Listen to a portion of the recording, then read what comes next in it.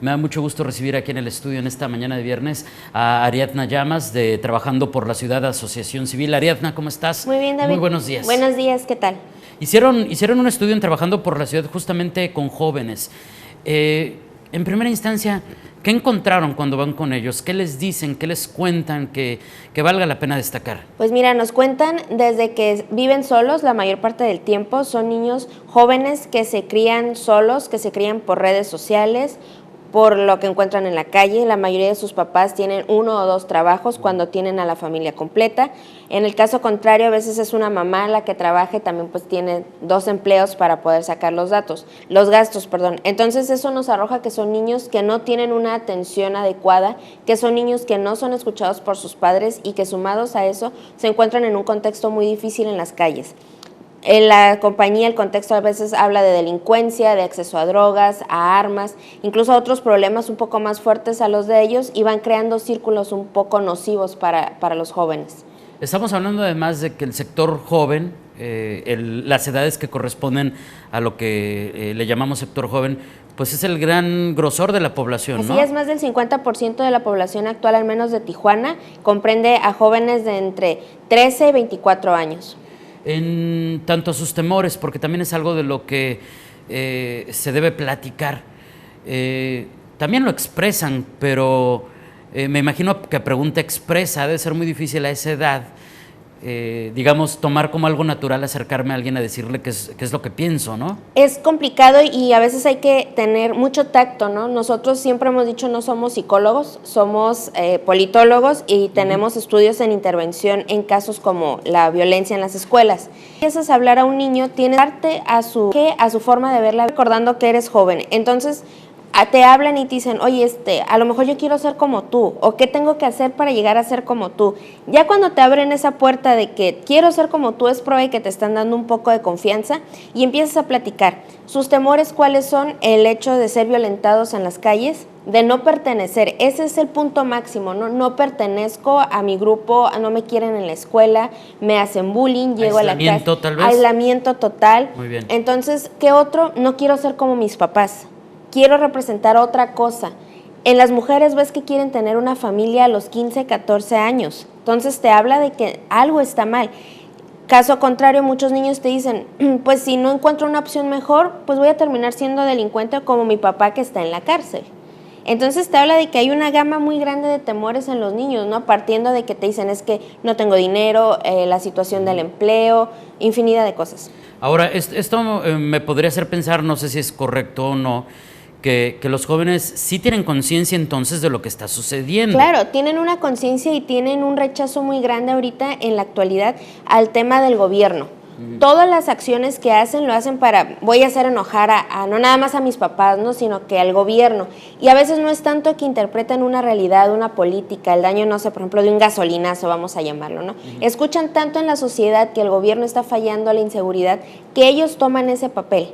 Ahora, ¿qué pasa? Ven a una autoridad y no le sienten confianza. Entonces, hay niños que están solos en su casa y sienten el abandono, tienen maltrato, tienen infinidad de cosas. Salen a la calle y que encuentran un círculo igual de nocivo.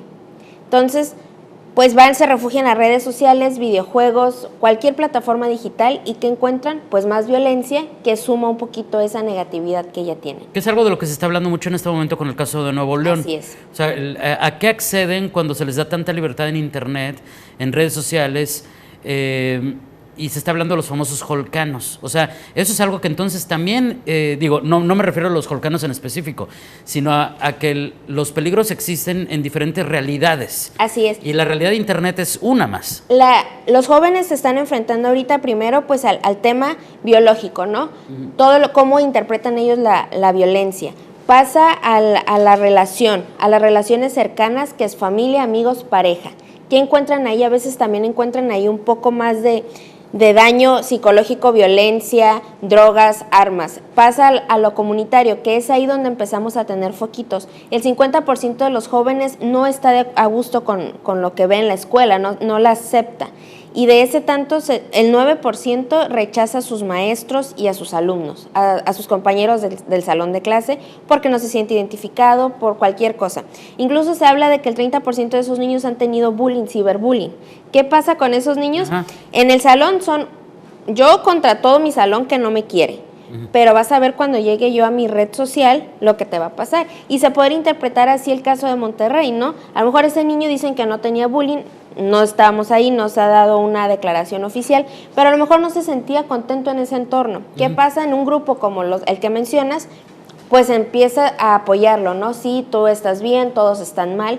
Entonces empieza a transgiversar esa realidad y la realidad virtual se convierte más peligrosa que la realidad que estamos viviendo del tiempo real, ¿no? Y además nos explican algunos psicólogos, los vuelve vulnerables. Así es. Sí, ¿no? Porque se viene este contexto en el que sienten que nadie los quiere, que nadie los entiende, y cuando un estafador o un abusador lo detecta, se convierten en víctimas, ¿no? Claro, que es lo que pasa mucho con el crimen organizado, con sectas como, vaya, las que ahora tenemos en internet. El niño ya en la adolescencia es una etapa difícil, el joven no es un niño, es un joven y ya la adolescencia en sí es complicada. Sumado a eso, pues si me siento vulnerable y nadie me acepta y lo que estoy buscando es que alguien me abra las puertas y me haga sentir alguien, que eso es algo que hay que resaltar. Muchos de los jóvenes buscan ser respetados y ser alguien, ¿no? O sea, quiero que me respetes. Y a lo mejor en el crimen organizado o en alguna secta, como los grupos que hay en redes sociales, los aceptan y los idolatran por medio de likes o de compartir cualquier cosa, pues ellos se van a empezar a sentir aceptados y van a legitimizar sus acciones. Cuando en realidad los están controlando. Exactamente. Ahora, ¿qué es lo que tenemos que reflexionar entonces? Porque si hablamos del reto que viene con estas situaciones, yo veo que debe de ser un poco diferenciado el que tenemos la sociedad civil y las familias al reto que tiene el sector gobierno, ¿no? Claro, el sector gobierno tiene un reto ahorita muy grande. Actualmente no hay un presupuesto para ejercer en prevención del delito y de adicciones, pero cuando se hicieron una gama de programas. Se diversificó demasiado, pero no se atendieron exactamente los problemas. ¿Qué hay que hacer? 1 o 2 programas muy bien estructurados, muy integrales, juntando a las paramunicipales que les corresponde, y vamos a tener un éxito porque vamos a atacar el problema de una manera global. De manera social, la recomendación es escuchar a los jóvenes, no tacharlos, no señalarlos, ponernos en su lugar, escucharlos un poco. Hay ahorita en redes sociales, ¿no? Lo que dice que más que hacer una operación mochila, hagamos una operación de sentimientos. Pues tomarnos 5 minutos, si tenemos un joven cerca, para escuchar y saber qué quiere, ¿no? Saber cómo se siente ese joven ahorita. ¿Qué problemas tiene? ¿Cuáles son sus temores? ¿Cuáles son sus gustos? ¿Qué es lo que está viviendo, sin duda? Ese tema en particular, antes de despedirnos, Ariadna, genera también controversia, ¿no? El de los operativos mochila, porque muchos coincidimos, y yo me incluyo, y a lo mejor también tiene que ver con aprender más. Yo digo, es que sí deberían de existir, claro. Debería de haber operativos mochila, pero hay quienes llegan y dicen, eso atenta contra tus derechos a la privacidad y demás. Y muchos nos preguntamos, Ariadna, ¿dónde está la línea? ¿Y dónde está ese asunto que yo digo, tiene un poco de razón por acá, pero también tiene un poco de razón por acá? Claro, hay un poco de razón, pero es como el tema de los retenes, nosotros así lo interpretamos, ¿no? Estamos teniendo un problema de seguridad. En las carreteras, a lo mejor lo traemos en el carro, en las escuelas, en un grupo más pequeño lo tenemos algo peligroso en una mochila. Se han encontrado armas, sí. En los proyectos que nosotros colaboramos hemos encontrado drogas. Entonces, es necesario que se haga eso hasta que la cultura de los padres y de los niños y de los maestros que no están capacitados para intervenir en una situación de esta, cambie, ¿no? Y mire, la propia autoridad ha reportado oficialmente que gracias a los operativos Mochila descubren incluso intentos de la delincuencia organizada de convertir literalmente en operadores de sus bandas a niños. Así es, sobre todo en las secundarias. Hay una modalidad muy interesante que el operador se pone afuera de la escuela, le pone un poco a un bonais, a un helado, y se lo avienta dentro de la escuela. Entonces el menor lo reparte. Hay una escuela en Tijuana, en la zona este, que el 80% de los niños han probado marihuana en horas de clase. Y eso genera una violencia muy interesante. Sí, adicción, narcotráfico, narcomenudeo y obviamente todo lo que de ahí se deriva. Y es parte de aceptar esa cultura que tenemos ahorita del narcotráfico, ¿no? y de la violencia que está a su alrededor.